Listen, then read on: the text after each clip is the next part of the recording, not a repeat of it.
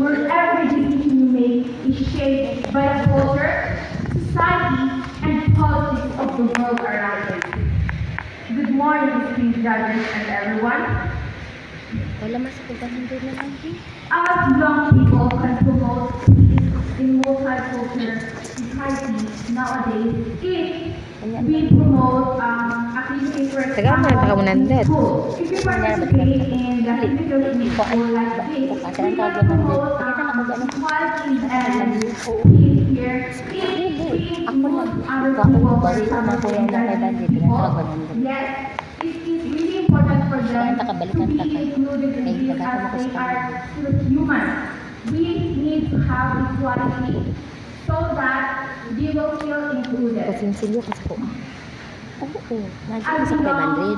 students, Balik na po si mo. I believe Mogay, balik na that ka it is 100. Mura na lang important ako sa mga. for us to be an example, to be their guide, to Kaning be gawin their dire leader na in this generation. Because if ang we budget young na mo, people set an example for them nowadays, we can be their guide to them to be in peace and to have knowledge that they can understand what other cultures have and what other cultures need.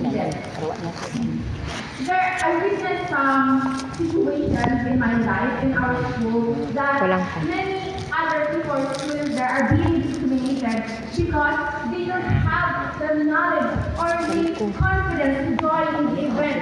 That is why there are not many there some things here in the 600. Pamasahe. Sige lang.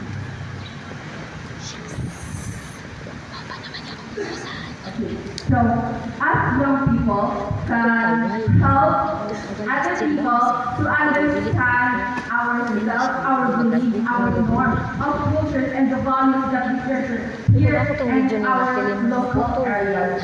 So, I believe that it is really important to us to be the leaders, not the boss, because we need them to be part of the piece of people that they needed.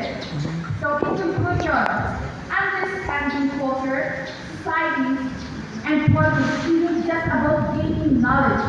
It is about fostering empathy, broadening our perspective, and empowering ourselves. For I believe that the power to understand is the power to transform. Thank you.